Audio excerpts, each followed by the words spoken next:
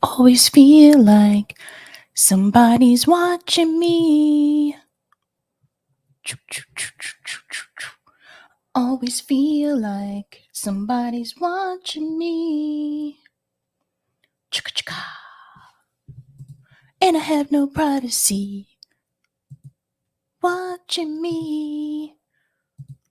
Have no privacy. Oh, always feel like somebody's watching me. Dooby-dooby-doo.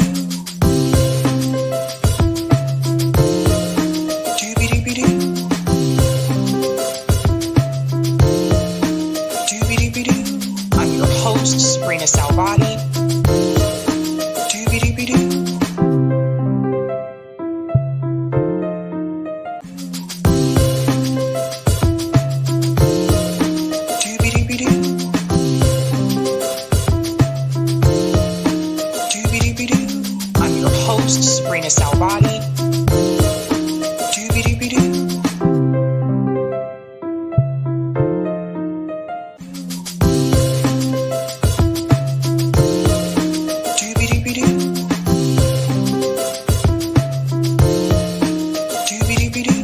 I'm your host, sabrinasalvati. All right. Happy Sunday. Welcome to Sabby Sabs podcast. I'm your host, Sabrina Salvati. If you are new, I want to let you know that Sabby Sabs podcast is a part of Revolutionary Blackout Network. You can catch me there on Thursdays and Fridays, and you can catch me here on Tuesday, Thursday, Friday, and Sunday. Shout out to everyone watching on YouTube, Rockfin, and Rumble. Almost said Wumble. Rumble. Welcome, guys. I hope you've had a great weekend so far. We have some pretty interesting stories today. We're actually going to talk about aliens. Shh. I know. We're getting into it. I want to start off quick by saying hello to people in the chat. Shout out to Miguel, says good morning, Sunday morning. Shout out to HL for becoming a new Sabby member. Give HL a big whoop whoop. What's going on? Dr. Nick says, hey, everybody. Shout out to 4737 Carlin. Ted Kaczynski is dead. Yes, he was based. Shame about the bombs and stuff, but nonetheless, I don't know about that. Carlin, I don't know about that one. Shout out to Tina. Darn, I got to work during this one. We'll have to catch the replay. Greetings, want to see more, says hello, friends. Do do do do do do do do do do do. X-Files theme. What's going on? Lawrence, who's a Sabby member, says hello to Nick and Tina. Shout out to Hannah, says who's Ted? Hannah, you're gonna find out. I forget. Some people in the chat may not have been born when this incident happened with Ted. Shout out to CBC Voter, says happy Sunday, Sabby Sabs. Greetings, both parties are traitors, says, is this going to be live? I am live. Shout out to Steve, says, hello, everybody. Greetings, Peter, says, of course, UFOs would land in Vegas. Shout out to Angela, who's a Sabby member, says, happy Sunday. Have the aliens landed? Are they taking hitchhikers? So many questions. Greetings, Gamer, says, hello. Shout out to Mike, who's a Sabby member, says, Sabby. Mike, what's going on, Larez? Hi, Sabrina, Eric, and Sabby fam. Happy Sunday, y'all. Help Sab by watching the ads and hit the like. Yeah, agree with Hedges. People's Party might not be on as many ballots. UFO sighting ? Oh, we'll get into all of that. Shout out to Mr. Day in the Park. I think Ted was one of the most intelligent people on earth, except the part about blowing people up. We'll get into it. We'll get there. Shout out to Mastermind, who's a Sabby member, says, hello, fam. Greetings, Eric says, what's with all this alien talk? I thought what happens in Vegas stays in Vegas. I guess not so much. Greetings, Robert says, and for Sabby's next song, yeah, that song, that's one of my favorite 80s songs by Rockwell. Michael Jackson sings the hook, by the way, if you're wondering. Shout out to Nikki's World says, hello, everyone. People Unite Sab needs to stop with the fear porn. I don't know if I'd call it that. What's up to Pachico, who's a Sabby member, says, yay, Sabby. Greetings, Peter says, you know what disqualifies someone as intelligent? It's blowing innocent people up. That, in my book, makes you an intelligent animal. Oh, dear. Oh, dear. And greetings, Dabby Dab says, hello, Sabby fam. Shout out to Net says, doobie doobie doo, peace and greetings. Please understand, OMG caught the very start. Doobie doobie doo. I see the Nintendo Switch there. I like what you're doing. I like what you're doing. All right, let's give a big shout out to everyone who is a Sabby patron. Thank you guys so much for your support. Really do appreciate it because it helps me out over here. Thank you so much to Sabby patrons. If you're interested in being a patron, I have 5 categories: Ultimate, Sabinators, Sabsters. Don't forget about those Sabbies. That's a meaty bunch right there. And of course, members. All of their names are listed here. You can also see their names scrolling across the bottom of the screen there on the ticker. And I want to give a special shout out to a new Sabby patron. Over here, we call them newbies. Let's give it up to Hector C. Hector C. Thank you guys so much. Really appreciate all of that. Okay, we have a pretty interesting Sunday show. Number one, I didn't think I would talk about UFOs on this channel, but I'm excited that I finally get to. Can you tell? So let's go ahead and get into that thumbnail so we can see the stories we are going to discuss tonight. Okay, tonight we are talking about Chris Hedges and Cornel West update. What is happening there? I have some news for you in reference to Cornel West campaign. Also, a couple of smear attacks that have been coming his way. We're also going to discuss Kim Iversen and Marianne Williamson square off. There's a couple of moments from that interview with Kim and Marianne that I do want to highlight. I'm also going to discuss Ted Kaczynski is gone. Yes, Ted is gone. What happened to Ted? Who was Ted and what did he do? Some of you may be too young to remember. And last but not least, UFO in Vegas.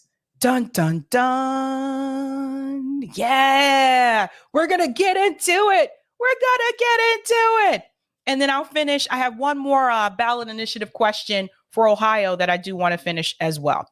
So let's get started with that UFO story, okay? Let's go ahead and dive right in there because I never get to talk about UFOs on this show. I never get to talk about aliens, and I've wanted to talk about it for such a time.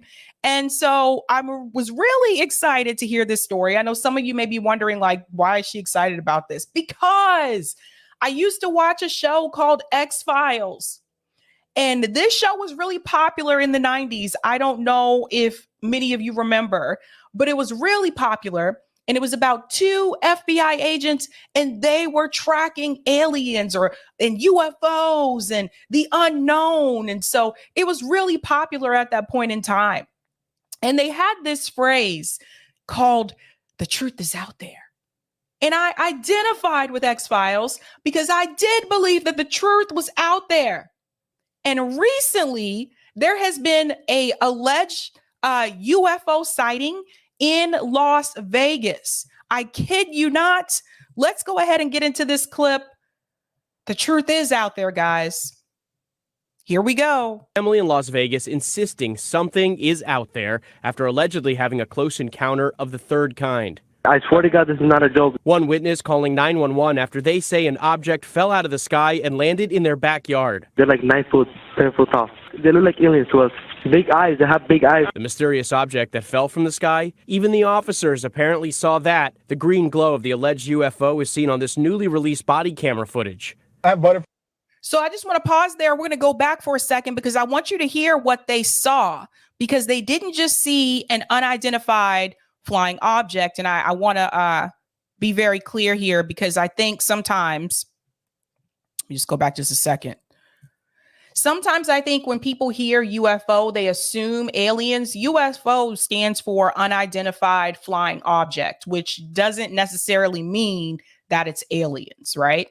But listen to what they saw, because they didn't just see this aircraft. Listen to this. I swear to God, this is not a joke. One witness calling 911 after they say an object fell out of the sky and landed in their backyard. They're like 9 foot. So they saw the object. You see this green glow right here? And then they start to tell you what else they saw. This is the kicker. 10 foot tall. They look like aliens to us. Big eyes. They have big eyes. The mysterious object that fell from the sky, even the officers apparently saw that. The green glow of the alleged UFO is seen on this newly released body camera footage.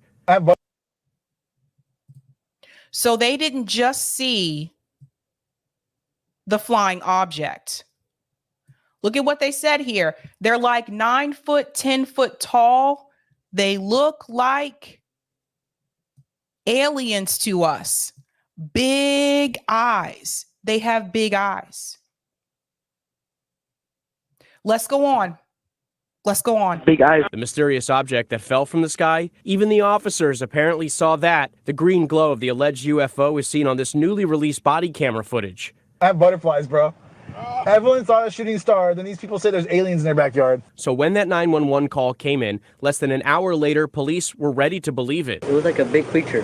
A big creature? Yeah, like around 10 feet tall. Because I'm not going to BS you guys. One of my partners said they saw something fall out of the sky too, so that's why I'm kind of curious. Did you see it?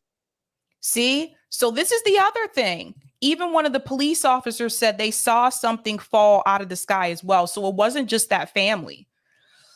Oh, buddy. Anything land in your backyard? But after a brief investigation of the yard, officers closed the case as unfounded. If those 9 foot beings come back, don't call us, all right? Deal with it yourself. I ain't dealing with that. According to former intelligence officer David Grush, an alien crash landing isn't too far-fetched. Grush recently turned over documents to Congress claiming the U.S. government has a vast collection of vehicles that have non-human origin. Dun, dun, dun. So I have always found it very hard to believe that as vast as this universe is, that we are the only beings. I've always found that difficult to believe. And I've always wondered, is something else out there? So now we have a police officer who saw something fall from the sky along with the family members, and some of the family members saying they were like 9 feet tall with big eyes. Don't bring them back here. I don't know. Now, here's the thing.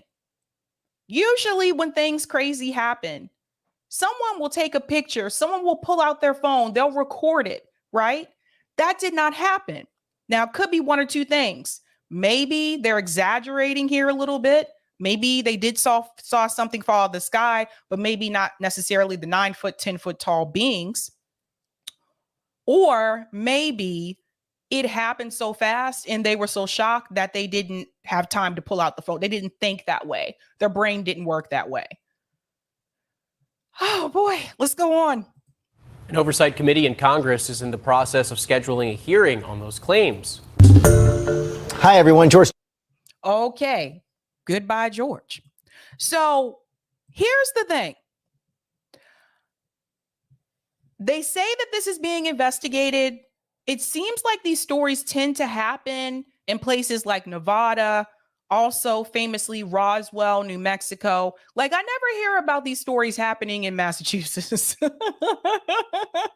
Never hear these stories happening in Massachusetts. But US Today actually reported on this as well, and they said aliens among us. Vegas UFO report, latest in UAP sightings investigated worldwide. So this is interesting. In the early morning of May 1st, Las Vegas police officers investigated reports of two unknown entities falling from the sky after a family reported something not human in their backyard. One of those family members told an officer they saw a big creature that was long, 10 feet tall, according to body cam footage obtained by US Today. The officer told the family that their descriptions matched the observations another officer saw in the sky 8 minutes prior. The officer of the Director of National Intelligence revealed on January 12th that the U.S. government has received over 510 reports of unidentified aerial phenomena between late 2004 and mid 2022, with hundreds of have been reported since 2021 alone.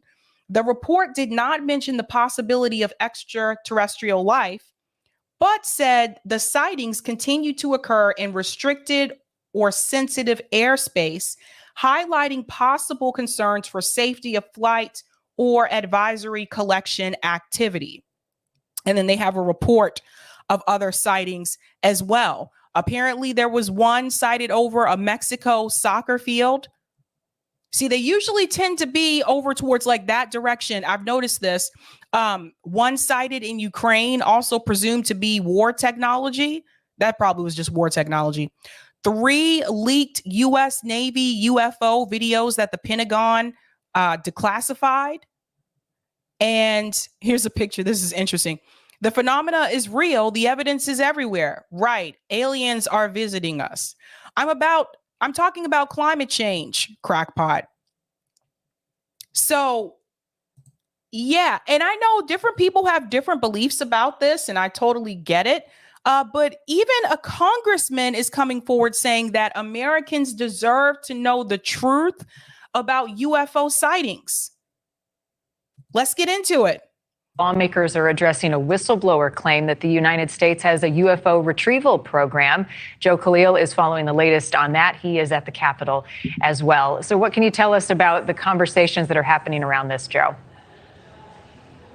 Well, Marty, I can tell you that, as we've been reporting, there are certainly some interest in lawmakers trying to investigate these claims more. But a lot of that has been led by Republicans in the House. We know that the House Oversight Chairman, Jim Comer, and his committee, again, led by Republicans, they say that they're going to be holding hearings to look more into this.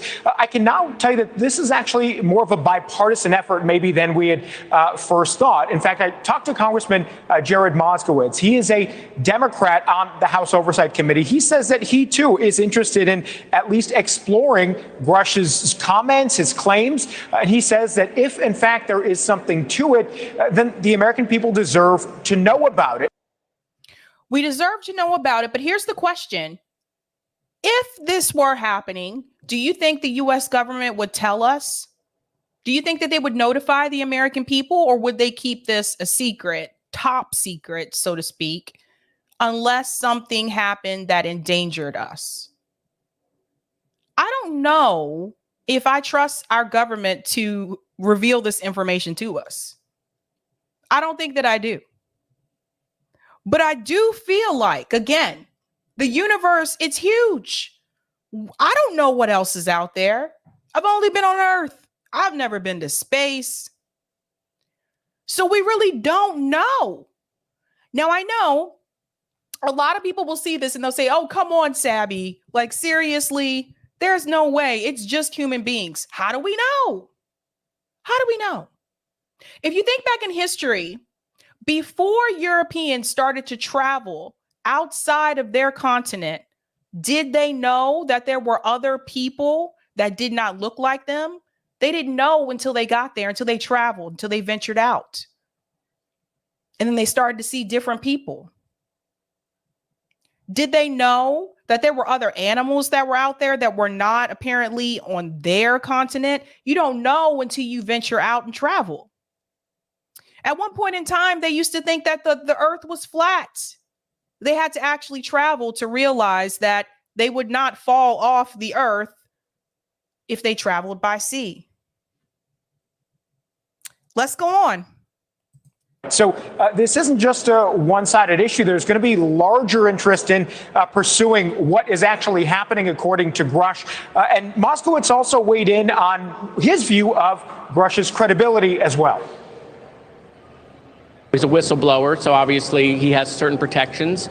We obviously want to listen to what he has to say. We need to figure out how legitimate he is. But based on what he's saying, it sounds like something that we have to start asking some questions on. So I saw Chairman Comer come out and say that Oversight's going to have a hearing. I support the chairman. I think there are important questions to ask. And by the way, if there are things that the federal government is holding back from the American people have a right to know. And Marnie, just some new reporting from the Scientific American today that 16-member team that NASA put together specifically to handle UAP claims.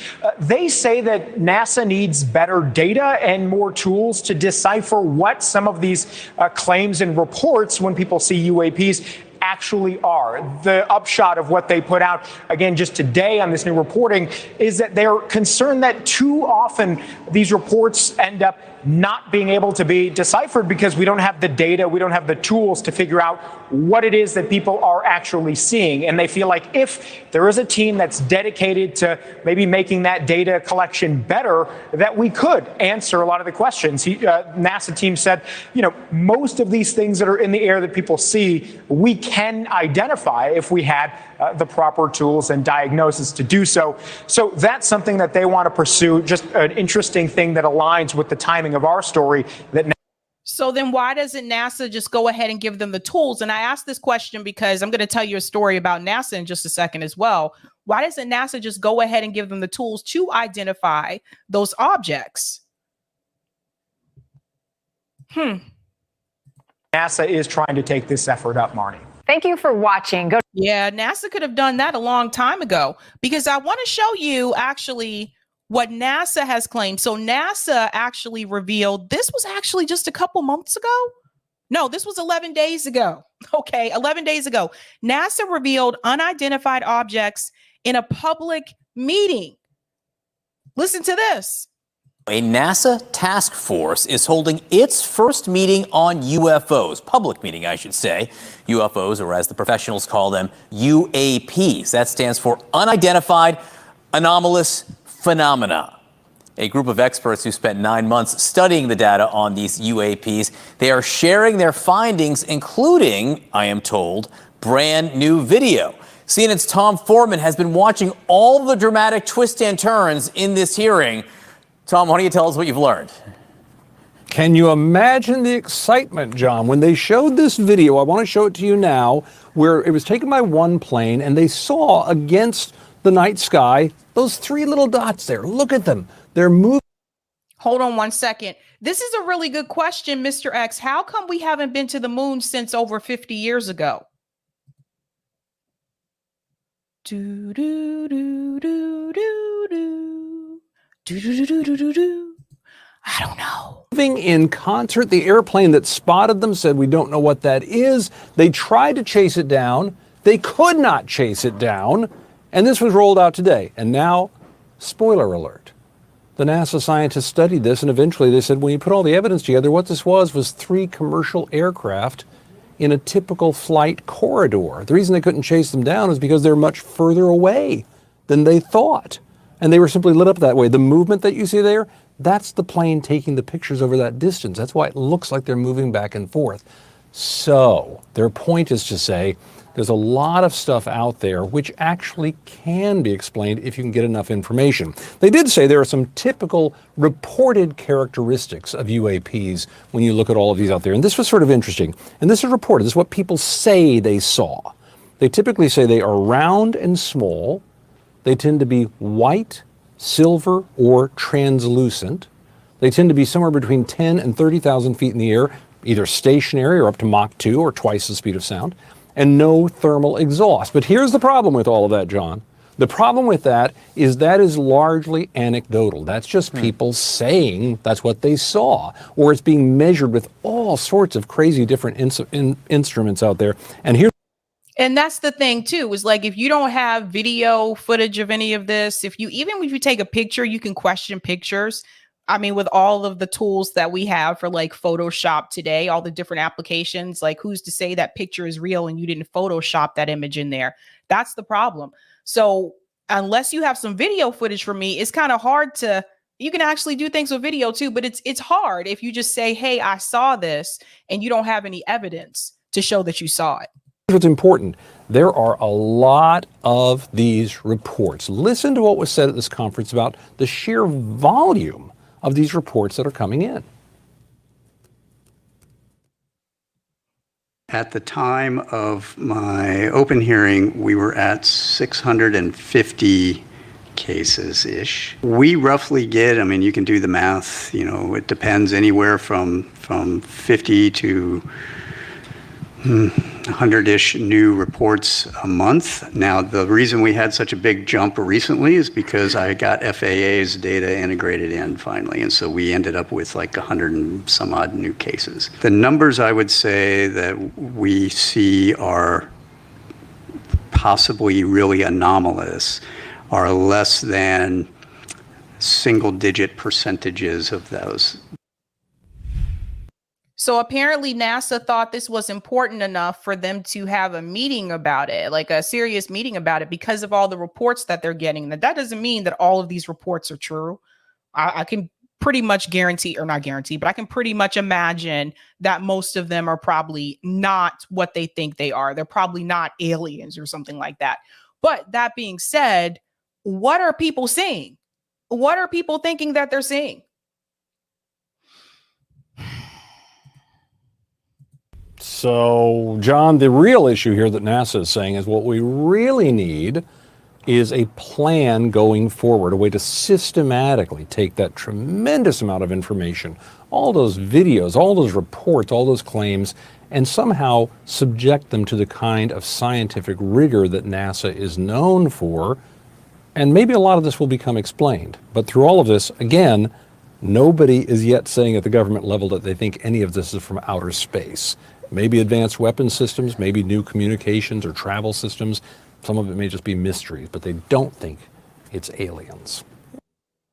So there you go. So there is their take on that. Now, where did this all begin? I don't know if everyone in the chat is old enough to know about this or has studied this, but, I used to watch a show on TV when I was younger. It was called Roswell, and it was based in Roswell, New Mexico. And guess what it was about? It was about unidentified flying objects. It was about aliens, like the unknown, that type of thing.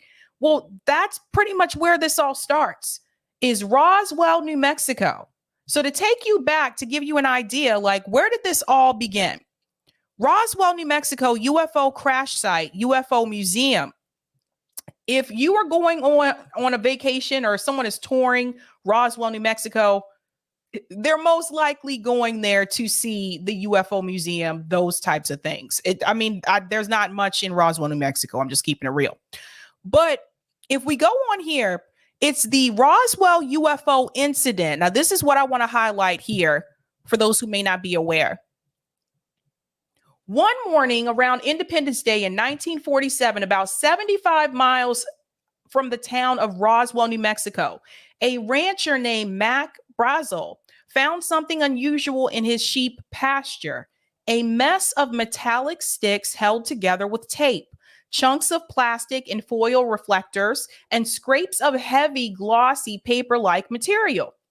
Unable to identify the strange objects, Brazel called Roswell's sheriff. The sheriff, in turn, called officials at the near Roswell Army Air Force Base. Soldiers fanned out across Brazel's field, gathering the mysterious debris and whisking it away in armored trucks. So obviously, this was something that the U.S. military felt they needed to go further into. It goes on to say, on July 8th, RAAF captures flying saucer on ranch in Roswell region was the top story in the Roswell Daily Record. But was it true? On July 9th, an Air Force official clarified the paper's report. The alleged flying saucer, he said, was only a crashed weather balloon. However, to anyone who had seen the debris or the newspaper photographs of it, it was clear that whatever this thing was, it was no weather balloon. Some people believed and still believe that the crashed vehicle had not come from Earth at all. They argued that the debris in Brazel's field must have come from an alien spaceship. So this is how it all started, at least in the United States. It goes back to Roswell, New Mexico in 1947. And there were more. I mean, this goes on. Dummy drops in UFOs. The skeptics grew more numerous during the 1950s when the Air Force conducted a series of secret dummy drops over air bases, test ranges, and unoccupied fields across New Mexico. These experiments meant to test ways for pilots to survive falls from high altitudes. Scent bandage, fearless dummies with latex skin, and aluminum bones, dummies that looked an awful lot like space aliens were supposed to fall from the sky onto the ground, whereupon military vehicles would descend on the landing site to retrieve the bodies as quickly as possible. To people who believed the government was covering up the truth about the Roswell landing, these dummy drops seemed just as suspicious. They were convinced that the dummies were actually extraterrestrial creatures who were being kidnapped and experimented on by government scientists. And then it goes into Roswell and the mysterious project Mogul. And I don't have time to go into all of this, but this continued like throughout the years. Roswell, New Mexico, people would say they saw things. They were like, I saw a UFO or I saw an alien, this kind of thing. But it all stems from that incident in 1947. But what do you think? Is the truth out there? The world may never know. I'll take that comment on Rockfin, Eric.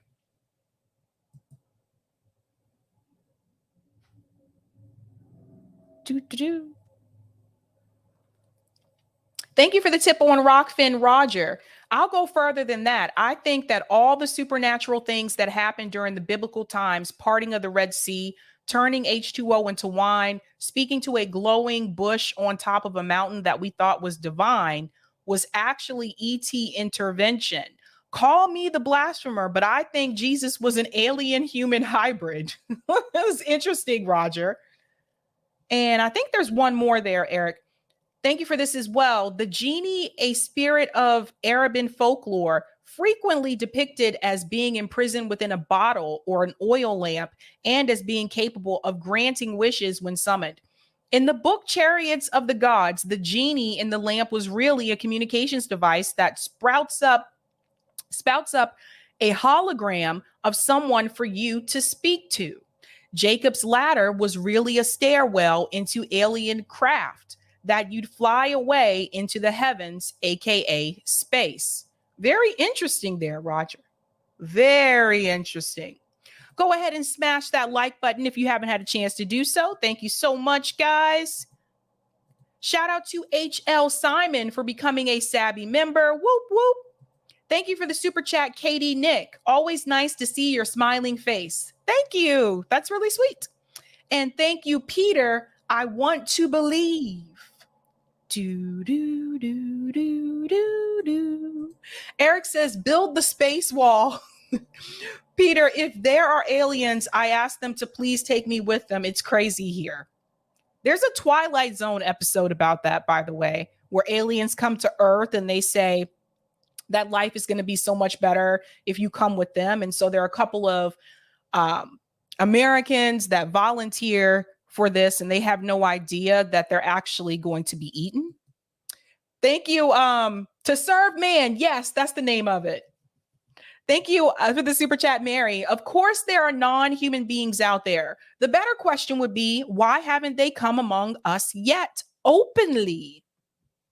That's a good question. And thank you for this as well, Mary. Where's the smoking man? He knows all. Ilhanner says, why would aliens come and visit us? There's no intelligent life on Earth. Okay. Thank you, Eric. Where is the real life version of Ben 10 when you need him? Mastermind says, if Tom Cruise was up there in his F-18, he would have caught them. Thank you, David. Better call up Mulder and Scully. Thank you, Terry. I saw a UFO in 1991. I was 16. It was about 150 feet above me. It was round, had lights, and was so quiet I could hear crickets that evening. Do do do do do do do do do do do do. And thank you for this, Terry. Also, thank you and all you do, Sabby. Thank you very much. And thank you, Roger. You missed the very first Rockfin and the last. Oh, sorry about that. All right. Thank you for the tip, Roger. I'll go further than that. I saw that one already. I think there must be one above that one. Okay, thank you. Most of y'all don't even know during Truman administration, 5 alien crafts flew a few feet over the White House. Remember what I told you? Truman was the worst president that we've ever had. And it was because of this that he formed the CIA to cover this stuff up because he wanted that alien technology. Oh, interesting. A lot happening with Truman there. And I think he said there's one at the top. I'll come back to it, Eric. Okay. We are now moving on to our next story, which, oh dear. You know, we got to go ahead and give Kim Iversen a shout out here because she's really been killing it in reference to like her content, but also interviews. And she will interview anyone, whether she agrees with them or not. And recently, she interviewed Marianne Williamson, and there are 3 pieces of this interview that I want to highlight. This first piece here, Kim is actually asking her. Make sure I got my notes here. Yes, Kim is blah blah blah. Kim is actually asking her if she does not win, is she going to endorse Joe Biden, and is she going to tell her supporters to vote for Joe Biden so that we don't get Donald Trump? Listen to this. So before I want to get into a lot of the policy issues, and we're going to definitely dive into those. But before I want to kind of do one last roundup on this whole DNC and Biden debacle. In the end, when they say Joe Biden's the guy, he's the nominee, he's the person on our ticket. Last time they required, or I believe they required all of you to say, Joe Biden's the guy, I support you. Was there a piece of paper that you all had to sign?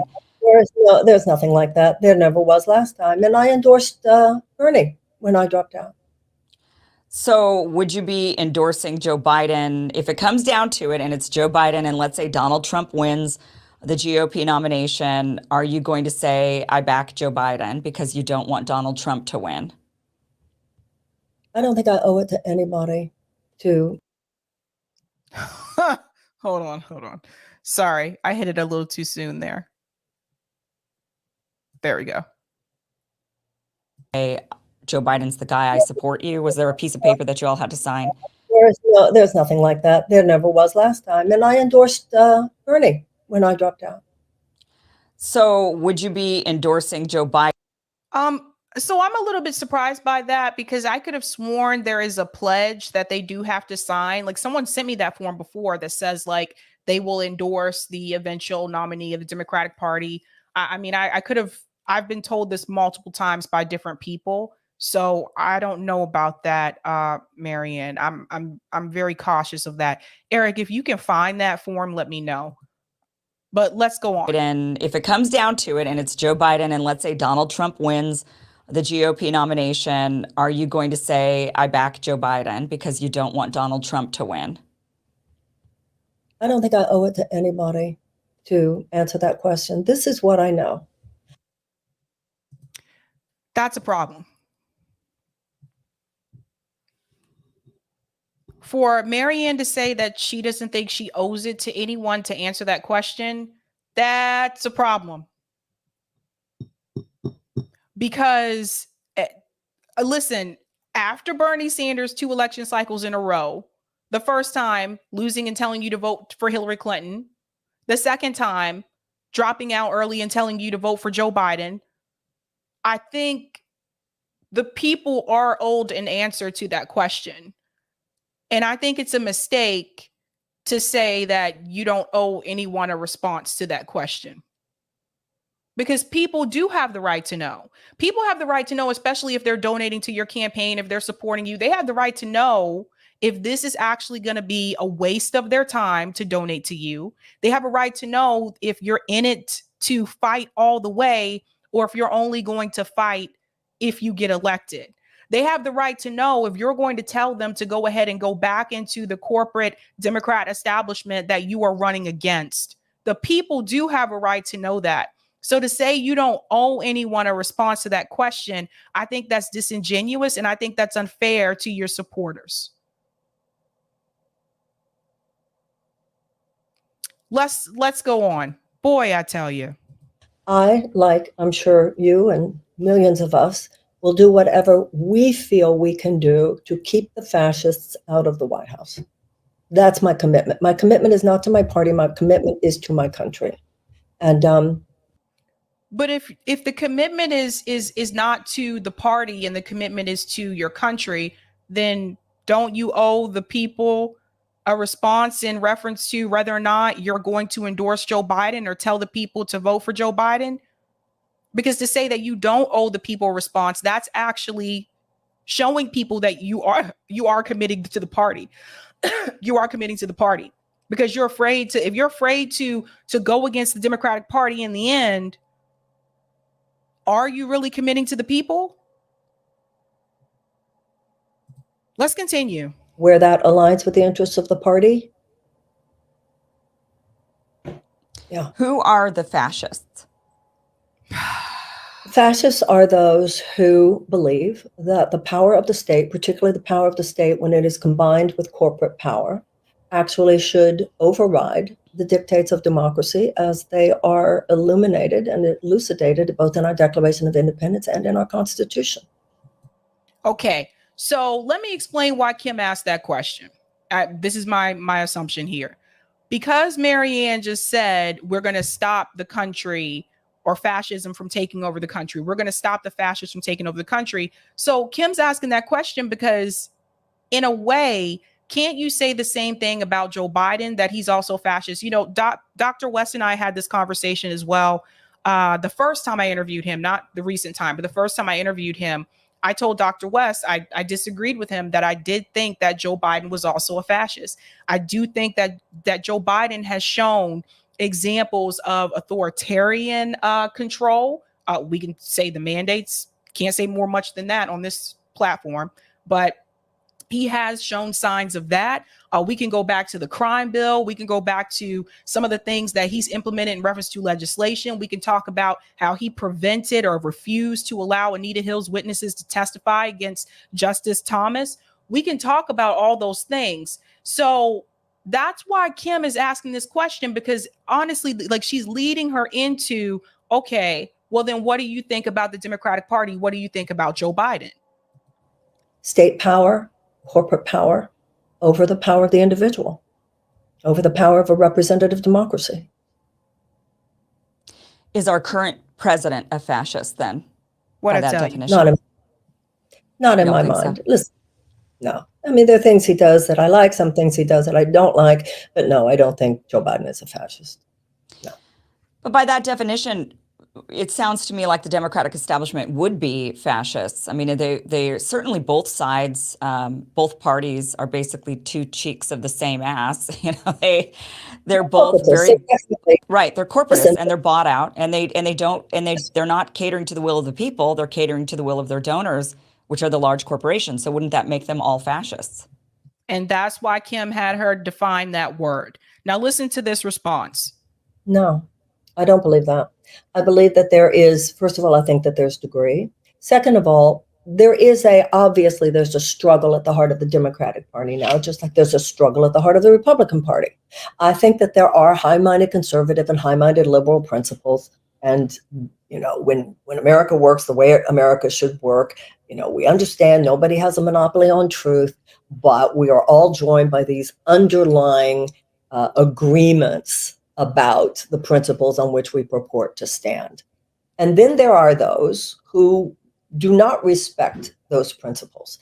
But the corporatists, to me, and the corporatists definitely are headquartered in both parties, but I think the corporatists in the Democratic Party, like I said before, they seem to have a recognition that there's a lot of suffering going on out there, and they seek to assuage it. They seek to alleviate the stress. They seek to alleviate the pain on the periphery, but they will not They will not challenge the underlying corporate forces that make the return of all that pain inevitable. But that doesn't mean necessarily to me that they're fascist. When people start saying you can or cannot teach this course in school, when people say you cannot have an undocumented worker in your car or in your home, that's a felony.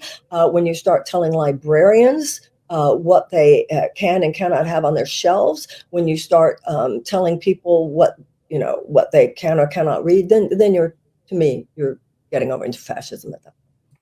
But what about telling people what they can or cannot put into their own body?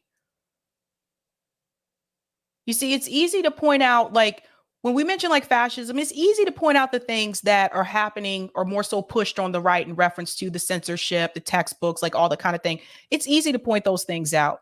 But when I mention something like the mandates that happened, isn't that a form of authoritarianism? At least it is to me. Like if I'm thinking about it, what about that? Now, Kim gets into that. Unfortunately, I can't. I hate YouTube. I can't play that part on YouTube because they do mention the V word. So I have to be careful. But I'm going to go to another clip here as well. But Kim is very, very smart here. Kim is very smart. That's why notice how she led into the question. She said, do you think that we have fascism? How do you define it? Oh, okay. Do you think that Joe Biden is one? So she had Marianne define it first and then point to Joe Biden. And then Marianne gave examples. And I'm sorry, that same example can be applied to some of the things that has happened under the Biden administration. You may not agree with it. You may not agree. Like some people, are pro-mandate. But that still doesn't mean it wasn't fascist. And I think people really need to think about that. Now, I want to go to a second part in that interview as well, when they start to talk about the embargo in Cuba. So now we're getting into foreign policy. So brace yourself for this one. Here we go. Of course, we should have healthy relationships to Cuba. And I also think whether it comes to Cuba or any other country, I think Americans, the average American. Let me go back just a little bit when she asked the question. There we go. Whoops, I hope I didn't go back too hard. So let's now talk and move on to foreign policy, since you bring it up with Latin America. Many of the disastrous foreign policies that the United States enacted in Latin America sort of created these crises that now end up at our border. Let's talk about that. So first, let's touch on Cuba. Interestingly, some new reports have come out that Cuba is going to be hosting this secret Chinese spy base to spy on the U.S. Now, John Kirby came out and said, I've seen the report. I don't think it's really that accurate. It's not really true. But it's interesting because, Cuba is one of those countries that we still have. We've sort of eased relations a little bit over the last few years, but not much. They're still under hefty embargo by the United States. The people are not able to thrive. They're right there, right off the shore of Florida. What would be your Cuba policy? Get over it. Batista was a revolution. Batista lost. If Batista had been better to his people, there wouldn't have been that kind of communist revolution. But there was. Castro won. Get over it. You have a younger generation now. When I was younger, the people in Florida, particularly the huge political bloc of people who remembered being kicked out, losing their fortunes, kicked out from Batista, formed such a huge political bloc. But they now have their children and their grandchildren who are the first to say, why are we still going on and on about this? We don't have to agree with everything that Cuba does. Of course, we should have healthy relationships to Cuba. And I also think whether it comes to Cuba or any other country, I think Americans, the average American does not, I don't think the average American understands how savage and how violent some of these sanctions and embargoes are. Okay, so she's correct about the sanctions being savage and the embargo. She's correct about that. But I think something I noticed that was different between her response and RFK Jr.'s response, the way that RFK Jr. responds to that question is, I will lift the embargo and the sanctions on Cuba on day one. So even though Marianne said that, the sanctions are cruel, the embargo is harsh, even though she said that, she didn't tell you what she would do. And the question that Kim had was, what would be your Cuba policy? So you see the difference? Like being able to just go boom. And like RFK Jr.'s answered that question by a couple of different people actually. Pasta asked him that question and he said, I would lift him on day one. So yeah, I don't know. Let's continue. This is still more foreign policy. Yeah. It's not the top dogs in Cuba who are suffering from this. It's the average Cuban. And we should have, it looked like you said, it looked like Obama was starting to open things up. And this is another area where everybody assumed that once Biden came in, because you had some good things done by Obama, and then Trump went, closed-hearted, mean-spirited, and you thought, oh, well, Biden will fix that. And in quite a few areas, he has not. I think that's the difference. I didn't think Joe Biden would fix those things. Let's talk about some of the other countries where there's sanctions and pretty strict policies against Venezuela, Iran, Syria, Afghanistan. What would be your policies with these countries? Kim does not seem like her usual self. I don't know if you guys have noticed, but when I watched this interview, I was like, Kim don't seem too happy. I don't know. Maybe it's just been a long day. I don't know. But Kim doesn't seem like her. She does not seem like her usual self. I have noticed. Well, name a country. Let's start with Afghanistan. We still are sanctioning them. We ended the war as far as troops on the ground, but have continued to bomb them with drones and sanction them and hold them back from money. It's not hurting the top dogs at the Taliban. It's hurting the average Afghan. Give them that money. We failed. We failed spectacularly. Own it. Do the right thing. Venezuela. Maduro just recently went and visited Saudi Arabia. Maduro's not a great guy. I don't know why she starts to cut her off here before she finished what she was saying.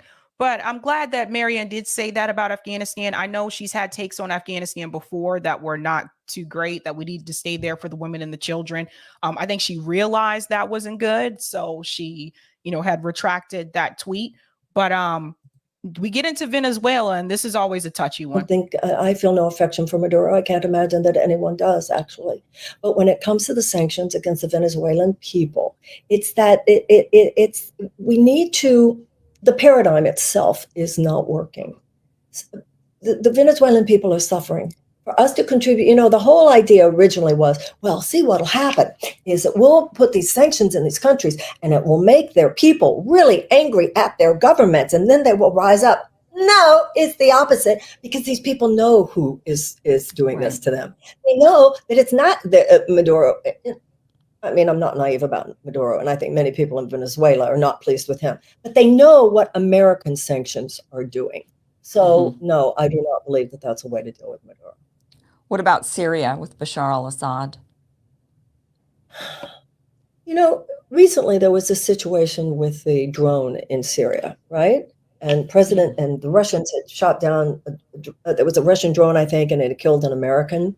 And Biden came out and he said, we handled it.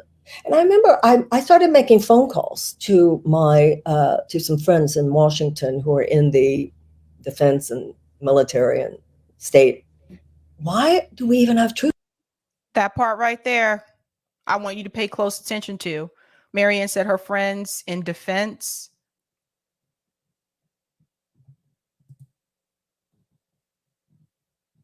Just keep that in mind. I said in Syria, nobody can even tell you. Nobody can even tell you. So once again, nothing that we're doing there is working. So I don't see how either our being there in any way, shape, or form is helping people in Syria. But what would you do? And I think that this is, especially with a country like Syria, like it's just, I've seen the videos numerous times, people living in the rubble. The kids are starving. I've seen the video. They're really difficult to watch if you have not seen them. And if you have difficulty watching some of those infomercials that will come on late at night where they're starving kids in Africa, If that makes you a little too squeamish, don't watch those videos, because it's really sad, like what you see that's happening to like the children in Syria. And for me, it's just like, I get it. What we're doing is not working, but what would you do? How would you fix it? Like, so for example, like, would you ask the US government to give some type of restorative aid to Syria to help? Like, it's ruined, like completely ruined. I say the same thing for Yemen. It's ruined, destroyed. The people living there are going to continue to bleed, to breathe polluted air. The air quality is terrible because of the military activity that has happened there. I mean, it's so much that goes into this. And I think that's the important thing. I'm glad that Marianne understands that what has been happening, what the military has been doing there, is not working. But what would she do? And I think that's the important piece as well. When we look at these countries, and if you feel, Maduro, Bashar al-Assad, let's say the Ayatollah in Iran, or whoever it might be, if they're bad leaders, let's say you believe that their ethics, their morals are completely counter to what the United States stands for our type of democracy and freedoms. Should the United States, with you in charge as president, should the United States do something to these leaders? So you're saying you don't like the sanctions, that's just hurting the people. Do you believe there should be some sort of stance or policy or way to sort of wrangle these leaders in order to behave the way that the United States wants them to behave? And an example of that is the US going into countries before and removing leaders that they've had in charge, right? Like Saddam Hussein is a good example. And we saw what happened after they removed Saddam Hussein. That gave rise to ISIS because he wasn't there to keep those groups in check. So that's how ISIS was able to rise up. So listen to Marianne's response. Well, there is such a thing as standing on our own values, of course. I mean, none of us should be naive about some of these people, but let's take an example of Iran. So with Obama, there was the nuclear deal. And then Trump brings us out of the nuclear deal, and he instead exerts what he called maximum pressure. Maximum pressure means even more sanctions, things that are even making it more difficult for people there. Then, once again, we all thought, well, certainly Biden will reverse what Trump did and go back to what Obama was trying to do. And to the surprise and certainly the disappointment of many of us, he didn't. He didn't. Now we have. But again, to me, that wasn't a surprise. I think that's the thing. I think those of us who knew how Joe Biden really was, like, we knew that Joe Biden was just basically a conservative light, that he's not liberal. He's made comments about being anti-liberal. He's not liberal. He doesn't embrace liberalism. He's not a leftist. He's not a progressive. He's not a socialist. He's not a communist, regardless of what Fox News will tell you. Those of us who have been paying attention over the years, we knew that Joe Biden was conservative light. So that's another thing that I do question. It's like the fact that I think some people, and not just Marianne, but some people believe that Joe Biden would actually come in and do the right thing in reference to foreign policy, where there were others like myself, where we knew that would not happen. A real conundrum on our hands, because that government has behaved so horrifyingly, and it's continued to behave so horrifyingly recently with the protests and so forth.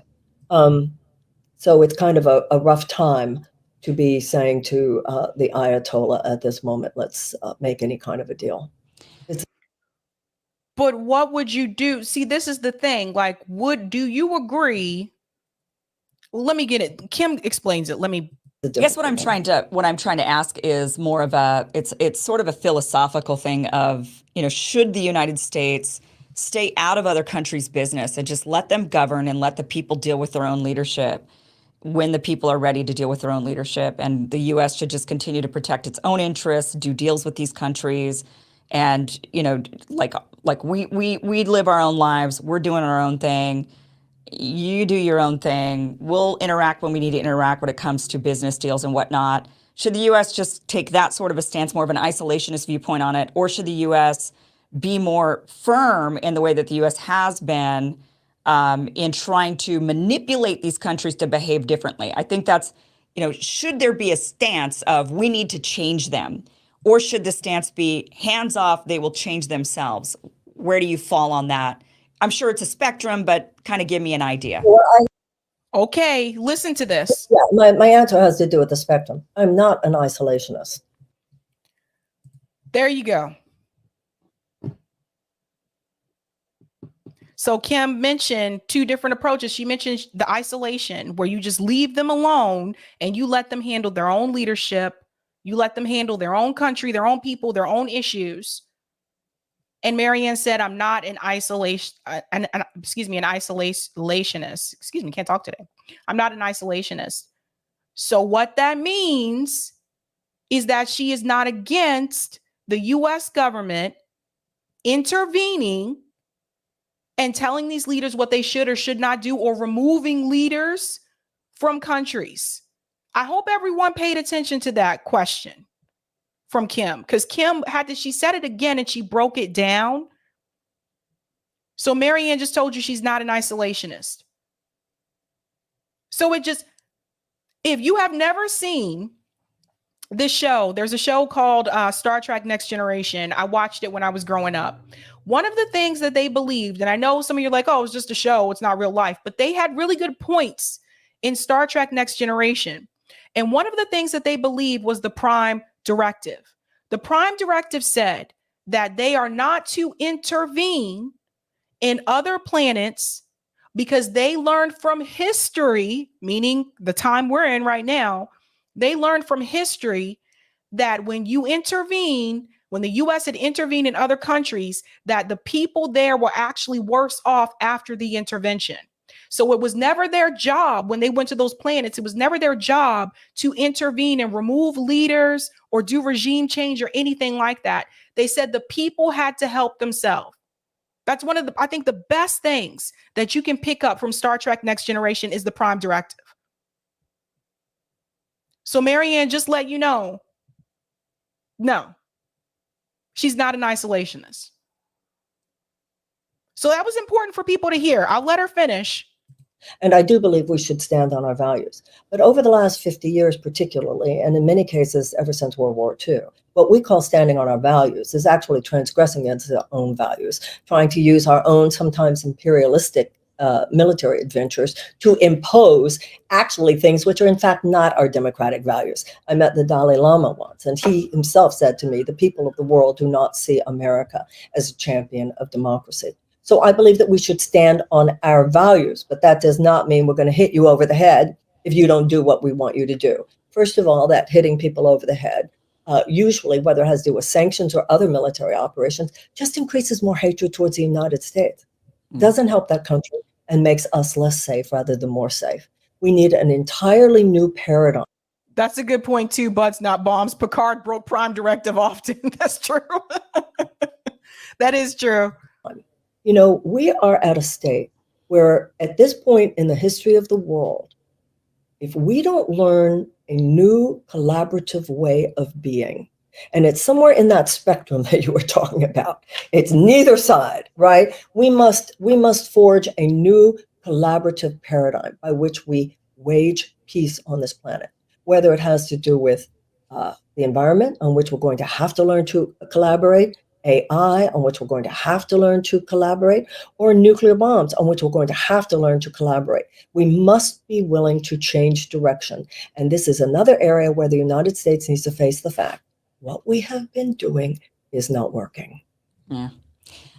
Okay, so we're going to go to the next piece here, and this is particularly about Russia and Ukraine. Let's get into this. For many years, Russia said, we're not going to tolerate this. We're not going to tolerate your expansion eastward into the Eastern Bloc, into the Warsaw Pact. We're not going to stand for you turning Ukraine into a Western bulwark right on our borders. And if you do this, we will destroy Ukraine. They've made that really clear for a very, very long time. And now they're doing exactly what they said they would do if we continued to push. And we pushed.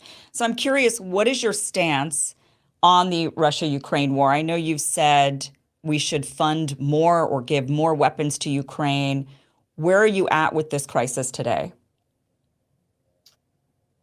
There are people who seem to think that if you know how to put the word proxy in the same sentence as the word war, that you have it all figured out. Well, I don't think it's quite that simple. There are many people who just use that phrase proxy war as though that's it. This is a complicated situation. Did the United States meddle? Yeah, we obviously did. I don't think it's that complicated. And I do think that's kind of funny that she mentioned the whole proxy war thing, that they have it all figured out. I don't think people are saying, I haven't heard anyone say that they have it all figured out, but I do think it is important to explain to people that it is a proxy war and what that actually means. I think that's important for people to understand. So that was really interesting. So she does admit that the US did meddle. Listen to this. Should we have put those Aegis missiles in Poland? Absolutely not. But a lot of that conversation on the left in America today leaves out any sense of agency for the Ukrainians, for the Latvians, for the Estonians, for the Lithuanians. Look at what Finland is doing now. Finland was neutral for decades and has now joined NATO. Because there was pressure to do so. So this is the piece here. Like, it's not like Finland just woke up and said, hey, we want to help. There was pressure. Just like there was pressure for Germany to agree to send Leopard tanks to Ukraine, there was pressure from the US government. Why else would a country who, I'm neutral, we're like Switzerland, we're not getting involved, why would they just come? Come on now, there was pressure from the US government. I think that is important to note. And it's just, it's not like I'm one of those people, I'm not sitting up here saying that I don't understand that people are suffering in Ukraine. I do understand that. And I feel sorry for those people, and I feel sorry for people in Russia. But I think the problem here is that I don't hear a call for peace. I don't hear a ceasefire. When I interviewed Dr. West, he said he called for it on day one. RFK Jr. in other interviews said call for it on day one. Negotiate peace. Like that's a no-brainer to me. That's just a no, just boom, just throw that right out there. That's it. We don't need long stories. Let's go on. I'll wrap this up here. So I do not buy the picture that Ukrainians aren't people. They're somehow cardboard cutouts, and they have simply done what we told them to do. This is not the United States removing Mossadegh and putting in the Shah of Iran. I don't believe that that's what 2014 was. I believe that if you look at the way the Ukrainians are fighting right now, Kim, the kind of spirit that those people are showing, that doesn't come from people who are just working at the behest of the U.S. State Department. Some of those people have been forced to fight, though, including 14-year-old boys, including like kids. Like some of those people have been forced to fight. And I think it is somewhat naive to sit here and pretend like, yes, was Russia wrong for invading? Yes, but I think it's naive to sit here and pretend like they weren't provoked.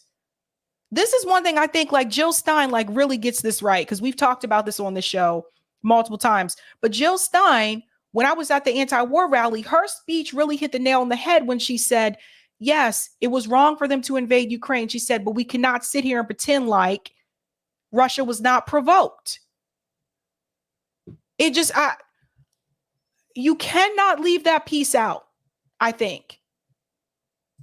So and I also resent people saying like, they're the pro-peace candidate if they haven't figured out how we got here. No, excuse me. We all agree on how we got here. No, people aren't saying they're a pro-peace candidate because they figured out how we got here. People are saying they're a pro-peace candidate because they're saying they are anti-war, because they are saying that they're anti-intervention, because they're saying they're anti-imperialist, because they're against these wars and they don't want to fund these wars anymore. I don't have anybody saying that so-and-so is a pro-peace candidate because they understand the war with Russia and Ukraine. No, we're saying they're a pro-peace candidate because they're telling us they're anti-war. There's a big difference between the two.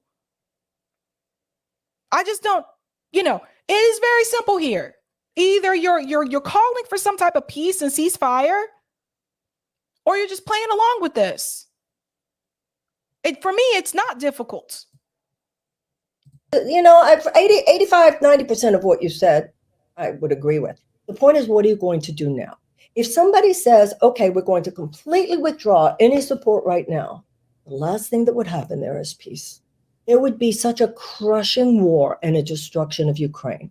There has to be a diplomatic solution. Denmark, for instance, has now offered to do a summit. They've said it can't just be Ukrainian allies. It has to also be India, also be China, also be Brazil, all of which is realistic. Like I said, it's a multipolar world now.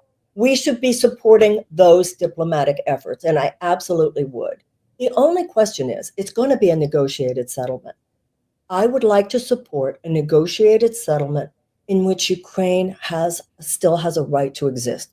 I don't buy into, even if she's really into the whole right to exist thing. She says the same thing in reference to Israel and Palestine, has a right to exist, has a right to exist.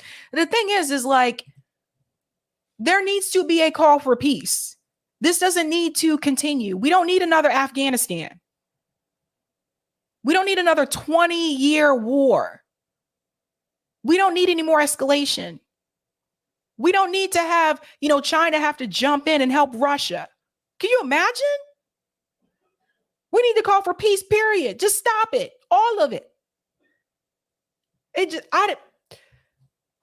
Let's go on. You buy that the United States did 100% everything that you just said, which, like I said, the vast majority of what you said, I agree with. That, to me, does not justify the imperialism or the brutality of Vladimir Putin. It doesn't. It is a standard technique of the abuser to say, you made me do it. No.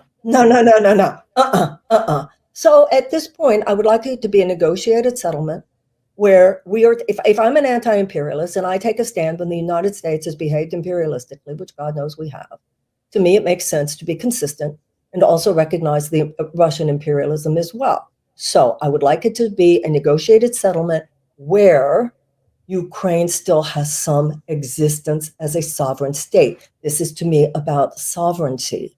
And when did Russia say they didn't want Ukraine to exist? I think that the Ukrainians have some agency here, and they have a right, and that should not be a blank check. But we're in the middle of the Battle of Bakhmut. We don't know if the counteroffensive has started or it's about to start. But this is a moment where absolutely we should be supporting all diplomatic efforts, but also I support Ukraine doing what it can to still exist.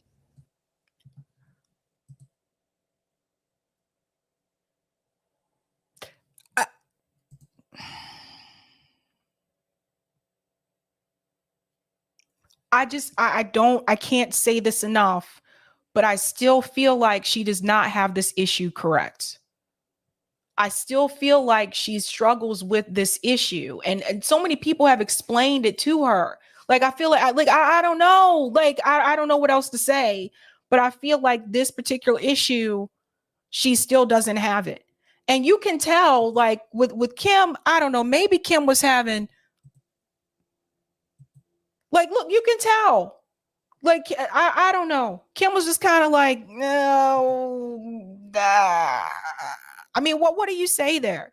So many people have talked to her about it. I don't know. I don't know what else to say. But you got to get that issue right. Otherwise, you sound like Joe Biden. So if you have a similar position as Joe Biden when it comes to Ukraine, I mean, what? I don't know, man. I'll take the comment on Rockfin, Eric. Thank you so much for the tip, Roger. Don't worry, Sab. I looked into her crystal ball when Kyle wasn't home, and it said she won't be president. You're funny, Roger. Just kidding. People have a sense of humor. Anyway, customers last night, one was 40. The other was about 30 who was still on that CNN, MSNBC kick. I told him everything they need to know about corporate news. I introduced them to you and others. He said, this won't brainwash me, will it? I said, dude, you already are by them. Yeah, man. Oh my God. Let me go to some of these comments here before we get to the next story. Thank you so much for the super chat, Vegan. Hello, Sabby. On your next topic about Chris Hedges and Cornel West, I hope it is the news that Chris Hedges will be his VP. We are getting to the story. You have to wait and see. Thank you, Snork. Jesus invented Kool-Aid. Okay. Thank you, Steve. Soylent Green is people. Keith says, when you censor social media, give weapons to Nazis and mandates, you might be a fascist. Thank you. Pacheco, when you are actively jailing people under the Espionage Act, Marianne, ? Thank you, Snork. No one ever talks her getting wealthy televangelists. And thank you, Space. Poverty, crime, wages, inflation, depression, drugs, addiction, drugs, deaths. Are we to focus on American empire crimes and not the millions at home? Yeah, I think we need to focus on. Yeah. Machu says, LOL, Kim's face says it all. Yeah, I don't know. Thank you for the super chat, Mary. Star Trek Next Generation Prime Directive is a better policy than what passes for true policies around the world. I hear you there. Thank you, Eric. There aren't enough words to express how idiotic this is, from Marianne Williamson. Shout out to Afeni, says Queen Sabby. What's up, Afeni? Oh man, that was brutal. That was brutal. So no, I think she still needs to be educated on that issue. We're going to our next story. Ted Kaczynski. So for those of you who are not aware who he is, he's also known as the Unabomber. And I'm going to be real with you. Until yesterday, I forgot about Ted. I thought Ted died a long time ago. I didn't even know he was still alive. But apparently, he has died in prison. They found him dead in his cell. He was 81 years old. For those who are not aware, Ted, the Unabomber, he was a prodigy in reference to math. So he was a math prodigy, incredibly intelligent. But Ted had a couple of screws loose. Ted decided to send bombs through the mail. I still remember this. And then I forgot about, they found this guy. He had a whole manifesto and everything. So for those of you who are younger and you were born after this, see, shit was even crazy back then. That's what I'm trying to tell you. But anyway, he has died. Ted Kaczynski, known as the Unabomber for years of attacks that killed 3, dies in prison at 81 years old. So there is a picture of him here. He goes on to say, Ted, the Harvard-educated mathematician. Oh, what's this thing here? Go away. No. I don't know why that. Okay. The Harvard-educated mathematician who retreated to a dingy shack in the Montana wilderness and ran a 17-year bombing campaign that killed 3 people and injured 23 others died Saturday. He was 81. Branded the Unabomber, Kaczynski died at the Federal Prison Medical Center in Butner, North Carolina. Christy Brashears, a spokesperson for the Federal Bureau of Prisons, told the Associated Press he was found unresponsive in his cell early Saturday morning and was pronounced dead around 8 a.m. A cause of death was not immediately known. So I want to give you an update on that. As of today, they are now saying that he committed suicide. Did he? Let's go on. Before his transfer to the prison medical facility, he had been held in the federal Supermax prison in Florence, Colorado since May 1998, when he was sentenced to 4 life sentences plus 30 years for a campaign of terror that set universities nationwide on edge. He admitted committing 16 bombings from 1978 and 1995, permanently maiming several of his victims. But what most people will know him from is the years before the September 11 attacks and the anthrax mailing. The Unabomber's deadly homemade bombs changed the way Americans mailed packages and boarded airplanes, even virtually shutting down air travel on the West Coast in July of 1995. And I have a video clip I want to get into here. Yes, I totally had forgotten about this guy. Andrew, I mean, this is bringing up a whole lot of memories about, how Ted Kaczynski actually ended up, in custody. I mean, it was a great mystery for a very long time who was responsible for these, homemade bombs, these explosions, which were deadly explosions. And then ultimately, how investigators were able to piece it together. I mean, it really was an extraordinary mystery. It really was. It's one of those cases that will go down in the history of the FBI as one of the most challenging and arduous investigations we mounted, but ultimately successful in 1995.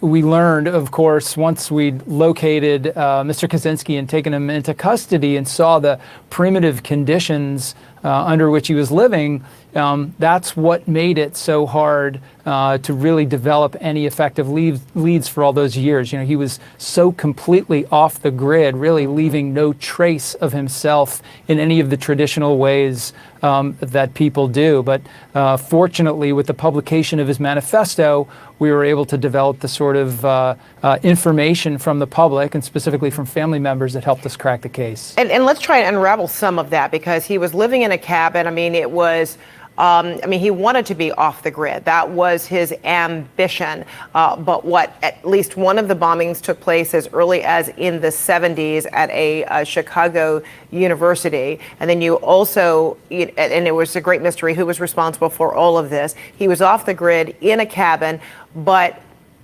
perhaps his abduction, or his arrest it was self-inflicted. I mean, he authored this manifesto. He sent it right to the FBI. Perhaps he thought he would continue to be mysterious, but then they were able to piece together any relations and use this as evidence, publish it. And it was his brother who ultimately would help turn him in, right? Yep. That's absolutely right. So Kaczynski started in the late 1970s with what began as a primitive, low-tech mail bombing campaign directed predominantly at universities and airline industry representatives and different airline-related targets. Of course, in '79, was able to get a bomb on an American Airlines flight that fortunately did not detonate, but it let off a great degree of smoke, which alerted the pilots and were able to effect an emergency landing. I do remember that. This is interesting. Bad Cookie says, so they can track all that, but they can't wrap their heads around Hunter Biden's laptop. Yeah, exactly. That's a good point. I do remember this when people were afraid to fly at that point in time because they were because one of those packages did go off. Luckily, that did not kill anyone, but one of those packages did go off on the airline. So I remember this now. No doubt that had that bomb gone off, it would have taken the plane down and taken all those lives with it. So an incredibly focused, determined, resilient adversary, right? And somebody who was motivated primarily by his extremist positions with respect to the environment. People today, we think about domestic terrorism, we typically think about it in very different contexts. In the 80s and 1990s, environmental terrorism was a major program that was being worked by the FBI because we had extremist activity around people who objected to environmental development. And Kaczynski was really kind of at the forefront of those thoughts. Not that he was a member of a group, but at the forefront of that ideology, and he pursued this bombing campaign as a way of striking back against technological advancement, which he believed was damaging the environment in ways that needed to be stopped. Yeah, so there's so much more you can learn about him. I'm not going to spend too much time on Ted. I'm ready for the second set whenever you are, Eric. But yeah, he was one of those people that did believe that technology was actually a harm. And there's pros and cons to technology, but he also believed that it was up to him to stop it. And he believed that that was his way of stopping it. So, yeah, very, very weird, very weird. But they did announce earlier today that they believed it was suicide. So, I don't know, man. I don't know. It's just interesting how you're reminded of people that I didn't know this guy was still alive. I didn't know he was still alive until they announced he died yesterday. Thank you for the super chat, Frank. I remember the Unabomber. You seen Gen Z, American been effed up. This didn't just start. Love you, Sabby and RBN from Memphis, Tennessee. Yeah. Especially through the 90s, there were a lot of incidents. Thank you for the super chat, Anthony. Anthrax, Unabomber, postal workers. Yep. Yeah, only we didn't have social media back then, but things were still crazy. Still crazy. I'll take that comment that you have over there from Frank. Shout out to Frank, who's been a member for 13 months. She doesn't want to deviate from the neoliberal script. Russia bad, sovereignty. But what about Palestinian sovereignty? Oh, man. That's a good one. That's a good one, Frank. Okay, we are going into our next story here, and this is an update in reference to Dr. Cornel West's campaign.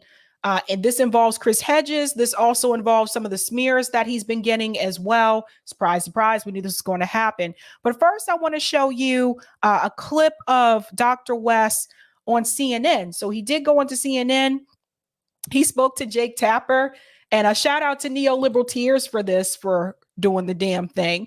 Cornel is a wizard. Watch this and tell me Jake's long lost soul wasn't moved. Listen to this. Problem is people who believe it's either the Democrats or the Republicans have left out serious discussion of mass incarceration, left out of what's been going on around the world, 800 military bases around the world. From the vantage point of the West Bank, our precious Palestinian brothers and sisters, what does it look like in terms of the bombs dropped by the U.S. government by either party? Same is true with working people in other parts of the world. This is a moral and a spiritual issue. It's not simply narrow strategic thinking of neoliberals who view the world in terms of either Republicans or Democrats. Brother Jake, we will never defeat fascism, which is on the march, by milquetoast neoliberalism. Neoliberalism will only be a caretaking postponement of the fascism. You got to get at the source of it. That's why I'm going straight into Trump country, my brother. I'm talking to some of my white brothers and sisters who are following the neo-fascist Pied Piper.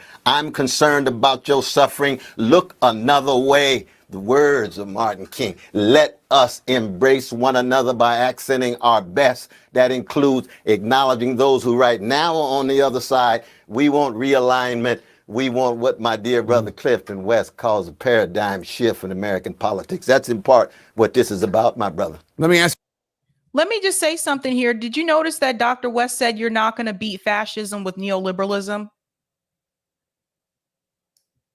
See, that's one of the differences that I would say. For Marianne still thinks that Joe Biden is not a fascist. The Democratic Party hasn't done fascist things to the American people. And I would say that's not true. I'd say that to anyone who had that same statement. But do you see the difference in the response? Marianne, I think, still believes that you can beat it with neoliberalism. But how are you going to do that when both parties are corporate? Let's go on. Just a practical question. Where do the People's Party, where will you be on the ballot? Will you be on the ballot in Michigan? Will you be on the ballot in Wisconsin? I don't think the People's Party was on the ballot in all 50 states last time. Are you hoping to get on the ballot in every state or even just the battleground states? We're trying to get on the ballot in every state, which means we've got to get the requisite signatures in each state. We are in process of ensuring to make sure we get on that ballot. As you know, People's Parties broke away from Brother Bernie's attempt in 2016. So we're very new at this in that regard. But most importantly, we just want to make sure that our fellow citizens get a chance to see what the best of America is about. The best of America and the best of any nation is about fighting for poor and working people, no matter what color, gender, sexual orientation. Okay, so that's one of the clips there. And there's another one here. So for people who did have that question, I asked them that question recently as well. Like, how are you going to get on the ballot? Like that kind of thing. What's the strategy? What's the plan?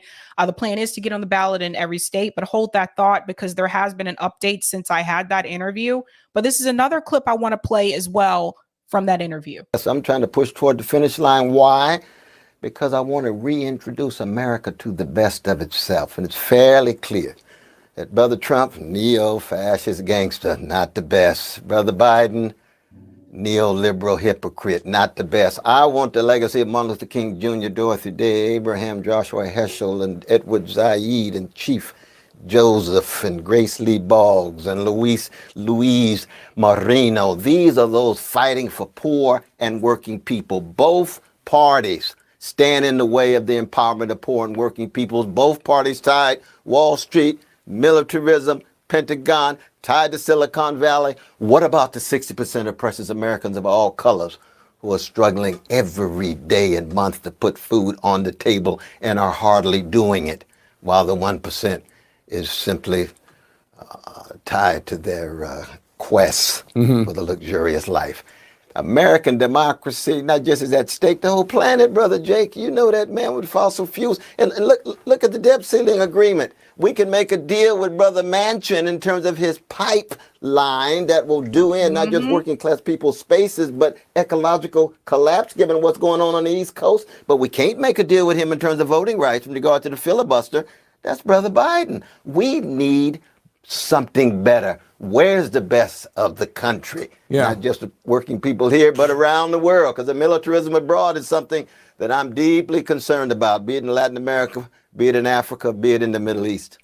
So I hear you, but these elections often do come down to a binary choice between the Democrat and the Republican. And why is that?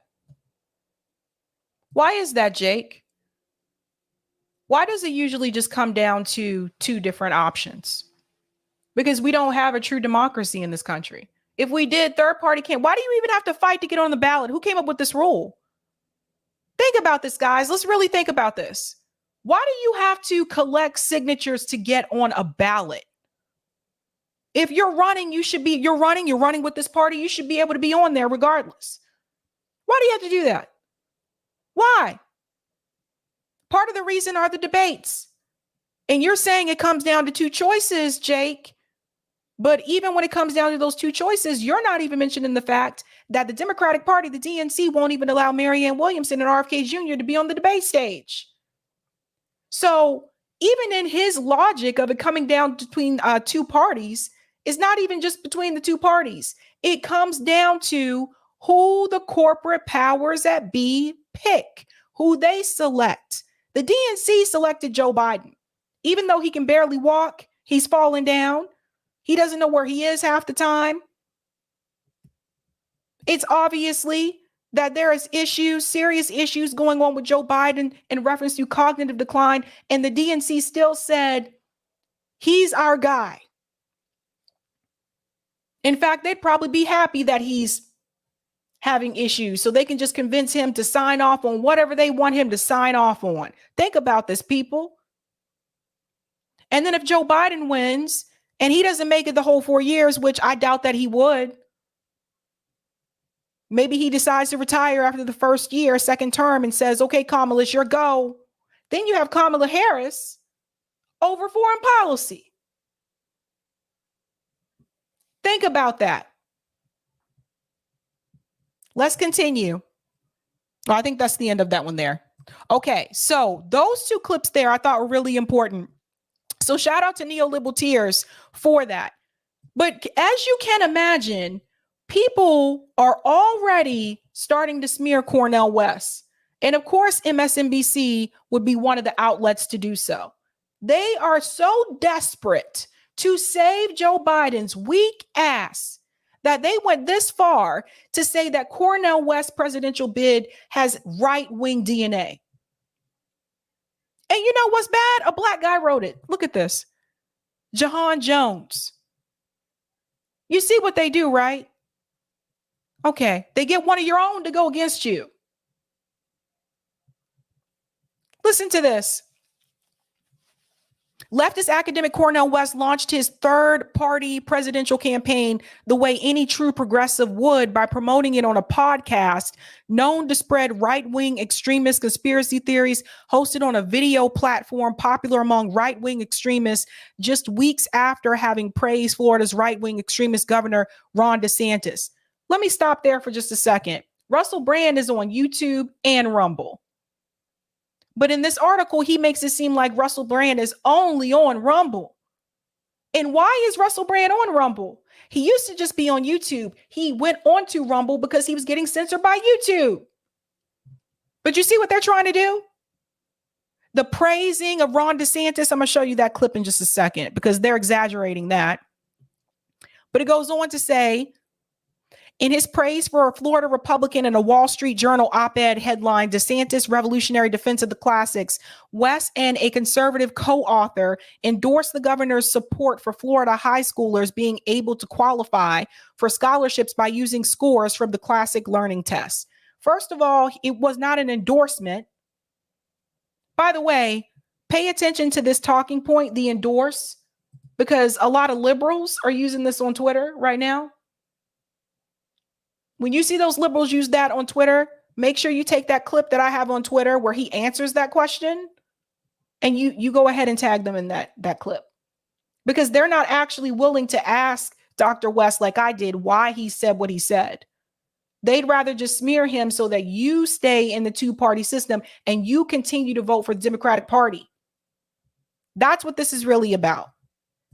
So then, of course, he goes on to say, yes, this is the same DeSantis whose administration has been curbing lesson plans and banning books, yada, yada. He goes into all of that stuff. But this right here, this rhetoric, right-wing DNA, and saying he endorsed Ron DeSantis, this is BS. And Jahan Jones knows it. They didn't look any further into it. They just looked at that article, didn't ask any other questions, and misrepresenting the article as well. Now, it's not just MSNBC. Even The Nation, which I thought used to be good, they have fallen by the wayside, just like Democracy Now! Both of them suck now. Even The Nation is trying to tell Cornel West that he shouldn't even be running. Now, this is written by Joan. Listen to this. I said, who is Joan to make this decision? The Nation has run multiple hit pieces against Dr. West. What happened to this outlet? And here it is here. Cornel West should not be running for president. He doesn't see a third party playing a spoiler role to Democrats as bad, and that's inevitable. And this is by Joan Walsh. Joan Walsh, who was also a Hillary Clinton stan. She's the Karen of liberals. Okay? Because who are you, Joan? Let me make something clear. Who are you to say who should and should not be running for president? It's always one of them to come forward. Let me go. She probably got on her yoga pants and her freaking latte saying how she loves black people. She probably got a damn Black Lives Matter sticker outside her house on the window in her front lawn and shit. And here she goes to write an article. Cornel West should not be running for president. Joan reminds me of the type of liberals that they really love you. They're okay with black people as long as you do what they tell you to do. That's Joan. But this is what's happening here. You can look at the comments on this. It's not, the comments to Joan is not good. The comments to Joan is not good. And there's another one here from Due Dissidents. Their original headline was even more condescending. Guess they got some bad feedback. This was the original headline from The Nation. Cornel West has no business running for president. Who is this woman? No business. Get back in your place. You have no business running for president. This is how they do you when you don't move the way that they want you to move. They were totally fine with Cornel West before, right? Oh, Cornel West, academic, always great to hear from you. Great to interview you. Great to come on my show. Great talking to you, Dr. West, every time. Until you move against the grain. Then they see you as the enemy. And that's exactly why I believe Bernie Sanders didn't want to run third party. But they still saw him as an enemy anyway. So I'm like, if they're still going to see you as an enemy, you might as well go all in. All in. Now, the Ron DeSantis one. Shout out to Chuck Noby because, or Modi. I don't know why I call you Noby, Chuck. Shout out to Chuck Modi for this because he kept it real. He found that clip. He said it's the 2% of the time I'd agree with DeSantis. 98% of the time he's a xenophobe and cowardly manipulator of culture wars. Dr. West via Sabrina defines classical education. So Chuck has a thread here, and this is the thing people don't want to see. People just want to point to that article and say, this is what Dr. West said, but they don't want to ask Dr. West why he said what he said. So here's what he said. Some people are, just let you know, some people are criticizing this, and I want to get your opinion, or if you could explain to people what you meant by your statement here. In this article, it says DeSantis revolutionary defense of the classics. And so this was written by you and Jeremy Tate, May 2023. And it's this statement here where it says, that's why Mr. DeSantis' support of classic education has universal merit that transcends partisanship. Education based on values, logic, and discipline isn't Republican, it's timeless. So this is the phrase that everyone's referring to. I want to give you the opportunity to explain to people what you mean by that, because some people are criticizing this because of Ron DeSantis' recent actions in reference to education and censorship. No, I appreciate you giving me that opportunity, because you see, as a jazz man, I try to be very honest and candid about particular issues that I work on and find overlap with folk who I have deep, deep disagreements with. And so Brother Jeremy Tate and I have been working on trying to make sure that classical education, by classical education, I mean from Socrates to Toni Morrison. I mean from Sophocles to James Baldwin. I'm talking about the most powerful formulations of what it means to be human. From Timbuktu to Oxford to Howard to Morehouse to the Sorbonne. Attempts of human beings to come to terms with all of the issues of death and dread and despair and disappointment. And I've seen the dumbing down of education. So what happens is, in those contexts, I do in fact find myself with some deeply conservative folk. And I try to tell them, hey, let's tell the truth now. Let's be honest. When Martin Luther King Jr. is in that Birmingham jail talking about Socrates, he is understanding the relation of Socrates, who also died of the hemlock after being in jail, to his situation. And so when it comes to DeSantis, that's the 2% of the time I would agree with him, because he indeed brought in the classic education test to accent that classical education. I have a deep commitment to classical education to make sure we sustain the highest levels. And it's always cut across cultures, cut across civilizations. It's African, it's indigenous peoples, it's Latin American, it's European, it's Asian, and so forth. 98% of the time, he's a xenophobe. He's a cowardly manipulator of various cultural wars. And he himself, he's Ivy League trained and acting like he comes out of some proletarian context or something. I said, wait a minute, Brother DeSantis, why don't you be honest with yourself? But he's running for president. He learned much from Trump, and Trump has just helped gangsterize the whole terrain. It was already corrupt, but he's now gangsterized it in that way. And so DeSantis feels as if he has to play that role. And so 98% of the time, I have deep disagreements. Now, I must say the title, I think, was ridiculous. I didn't choose the title. That was the Wall Street Journal. Brother Jeremy called me up and said he didn't like the title either. Okay, so that should be heard. That should be heard. I think that piece is important. So now you know why he said what he said. Most people aren't doing that, though. They're not even going to ask. They're just taking that article and they're using that in an attempt to smear Dr. West. Now, Chuck Modi went on to say, besides the bad faith critics who said Dr. West endorsed Ron DeSantis or his education plan, many in good faith took one article line out of context from his longtime support for CLT. Few cite his article last year citing FD and MLK after Howard dropped the classics. I think I actually covered this story when it happened. And there's a snippet of that piece there. And I remember Dr. West was not too happy about that. And that's Howard University decided to drop the classics. I know he wasn't happy. He goes on to say, why is Dr. Cornel West on the CLT board?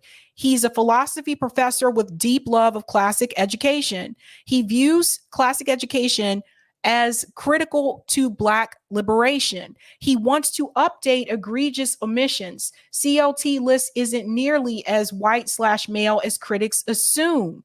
Isn't adding Equano AJC and Ida B. Wells good with a question mark.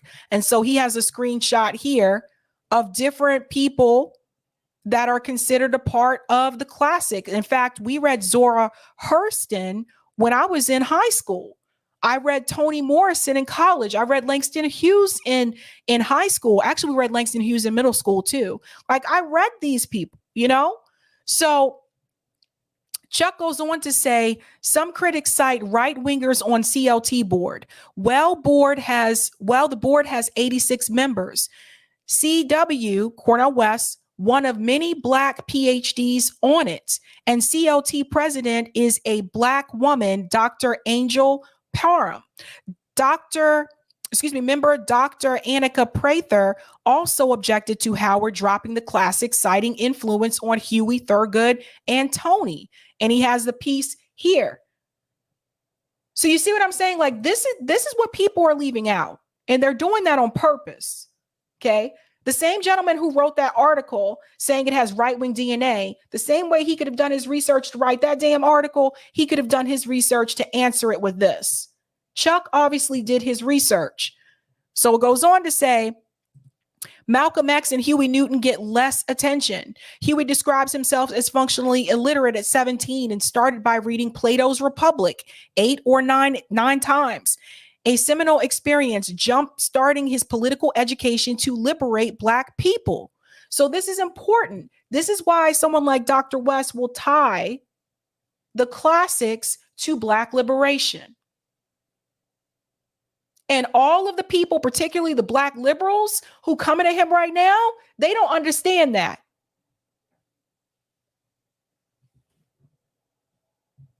So that's something to think about. And then he goes on to say, there is a legit common ground found between many LW and RW academics, not on more military, more police, or using Title 42 to deport thousands, but simply on preserving classical education. In this case, as an optional CLT alternative to SAT, one tiny slice within DeSantis' education plan, that's all.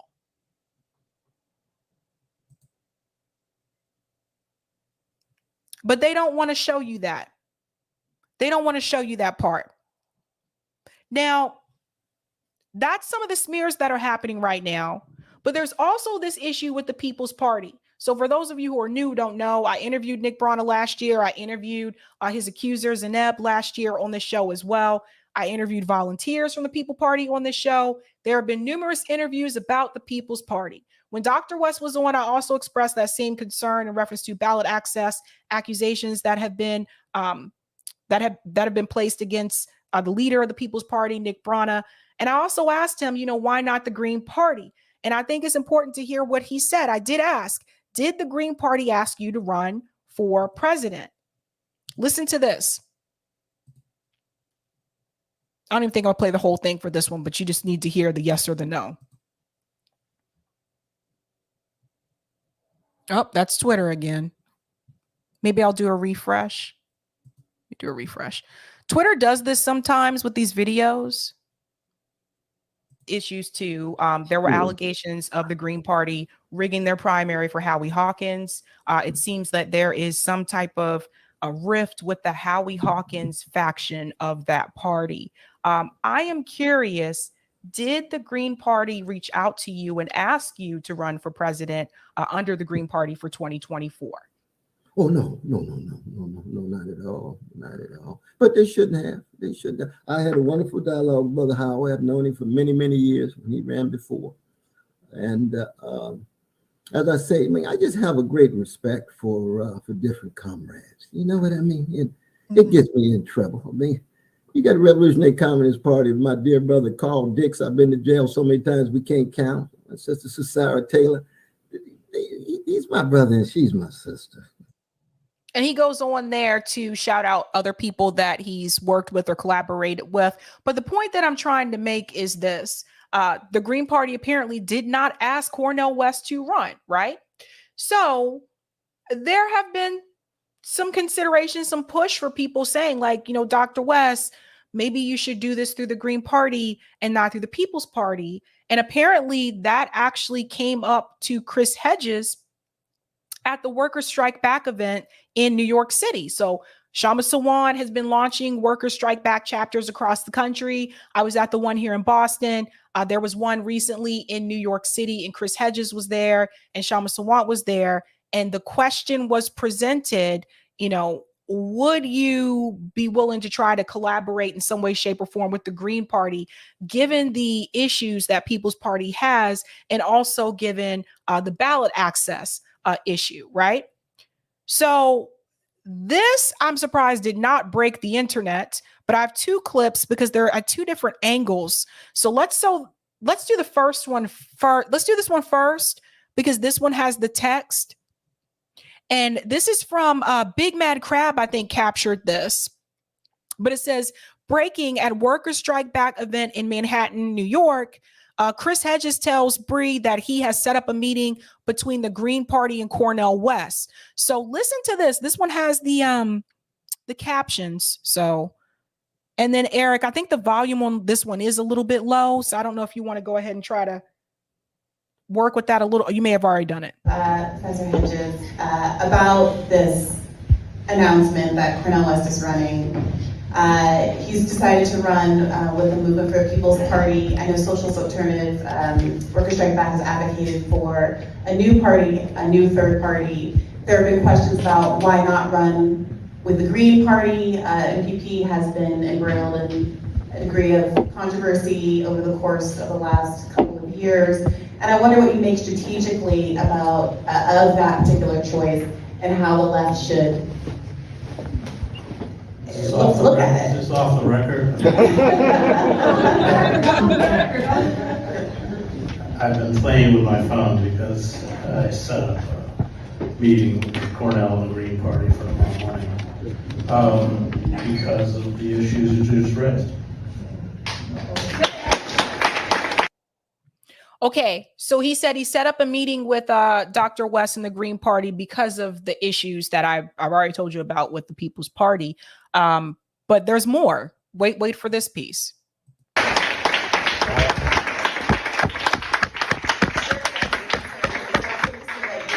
Recommend a Green Party run in the alternative, or? I'm recommending that the Green Party, that Cornell runs as the Green Party candidate. Yes! Yes! Yes! So that's huge. That's huge.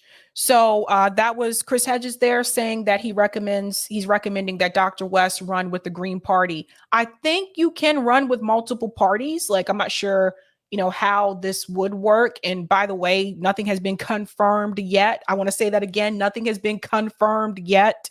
But it seems like he's trying to look towards a different option, maybe. Now, like I said, it could be two things happening at the same time. And Marco, thank you so much for pointing that out. You can be a candidate for multiple parties. Yeah, you can.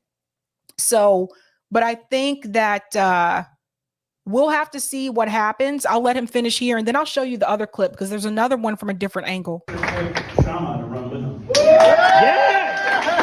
Yes, please do it. Not a joke, by the way. But yeah, I share all your concerns, and just on the issue of ballot access, the People's Party Act doesn't have any. And having worked with Ralph in his campaigns, I saw all of the impediments, most of the impediments that he throws to make it impossible for a third party candidate. Okay.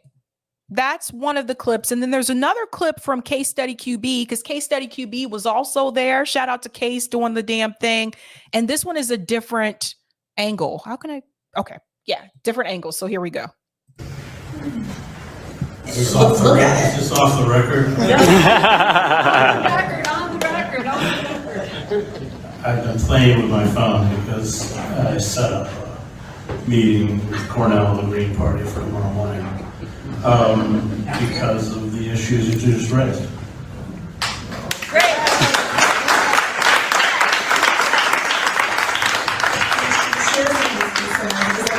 That you would recommend a Green Party run in the alternative, or? I'm recommending that the Green Party, that Cornel runs as the Green Party candidate. Yes! I think we should pick Shama to run with him.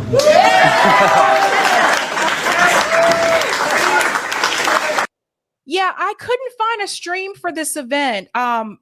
Thanks, someone mentioned that in the chat. I didn't see a stream anywhere for this event, so I was looking for that. Not a joke, by the way. But yeah, I share all your concerns, and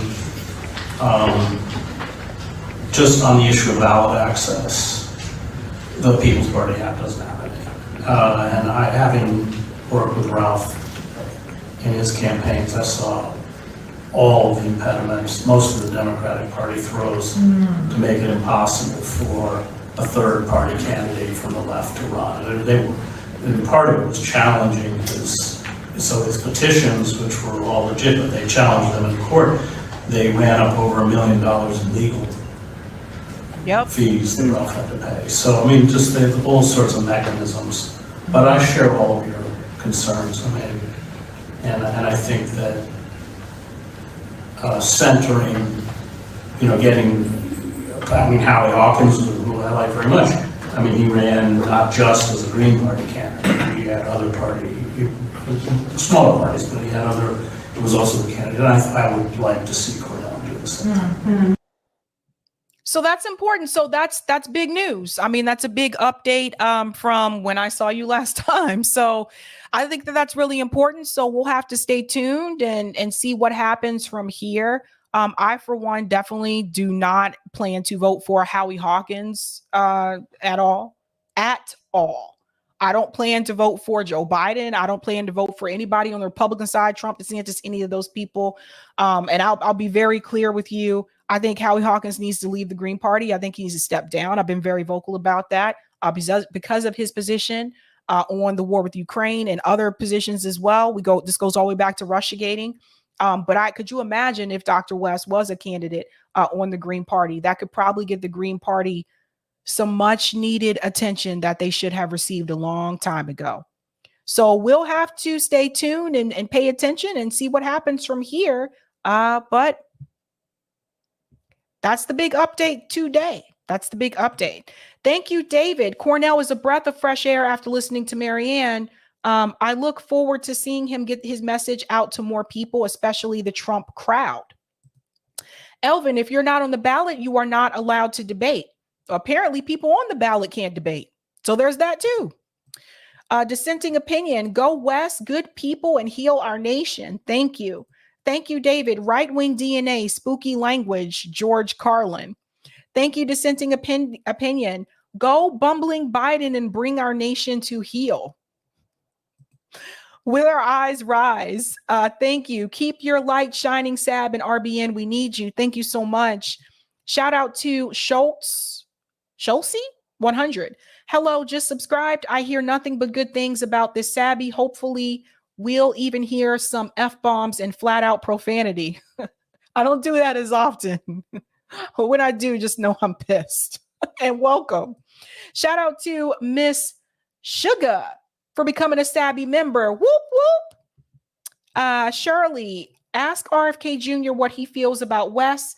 I'm pro Cornel, but didn't put RFK on any kind of progressive, or don't put RFK on any kind of progressive pedestal. That's funny because I actually said in the last live stream that RFK Jr. is not progressive. It's really interesting. I did say that. Where am I here? Thank you, BW in Wisconsin. First time viewer learned via the Vanguard. That's interesting. Thank you and welcome. Thank you, Chris Deason. You're talking about Olay Sabby. No, I don't know what that's about. That's interesting. Thank you for the chat, Justin. Being a candidate in multiple parties is possible, but difficult in some states. It's not a cut or dry, you can or you can't. Every state has different rules. I'll be on with Nick tomorrow to talk about this. Yay, the panel. Awesome. I look forward to seeing that panel. Educating people over at the R's. Shout out to Hardlands Media, says vote independent. What's up, Kit? Shout out to Chris. What a clip for in and case to capture. Yeah, that was awesome, right? And thank you, Anthony. Coalition 2024 nominate both people for president/VP. Interesting. You guys come up with all kind of interesting ideas. I'll go ahead and take that tip on Rockfin, Eric. Thank you for the tip, Roger. Quick, aliens, come back. You left your defective bioengineered space robot behind. Please take her back to your mothership. If you want to take over the Earth because you see we are about to blow ourselves up, then you can please stop sending us these defective space AI robots. Obama was the last good one. Yikes. Ouch.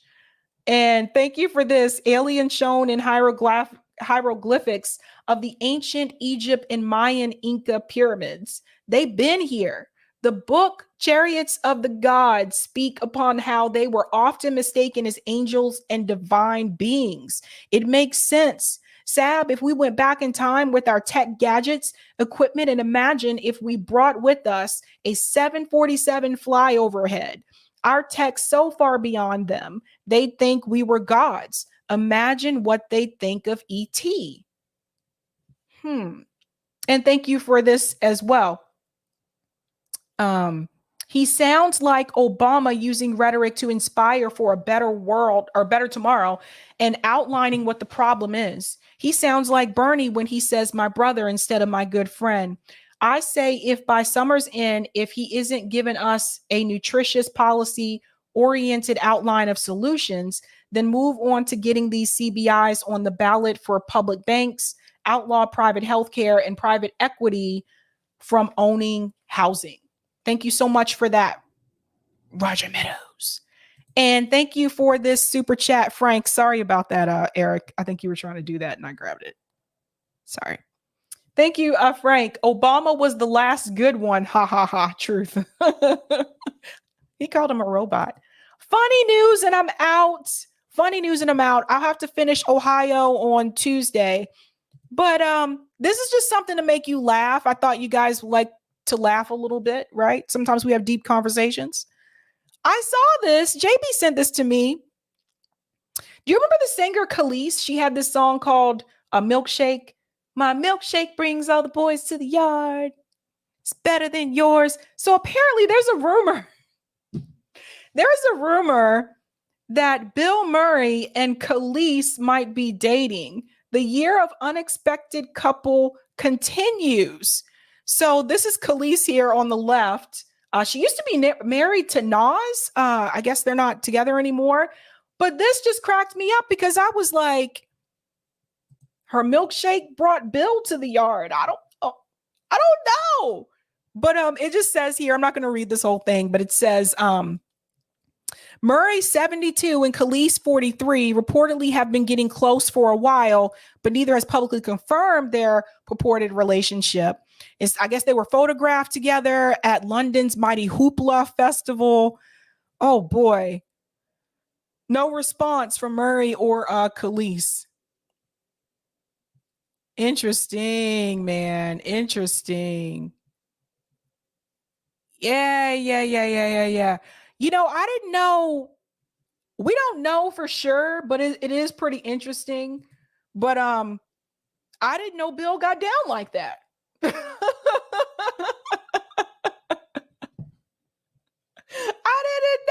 didn't know. Red says Nas wrote an entire album about their divorce. Really? I like Nas like older albums. I like his older stuff. But I'm that way with a lot of people that started in the 90s, to be honest with you. Simone said I'm Bossy was her last single, I believe. Oh yeah, I remember that. I'm Bossy. My milkshake brings all the boys to the yard. And now that I have that song in your head, I gotta go. Hope you have a great night, guys. Thank you for that, Larez. MW is a public candidate, a proxy, if you will. LOL. Oh, man. I gotta go. I'm out of here. Deuces. Have a good night. Keep up the fight.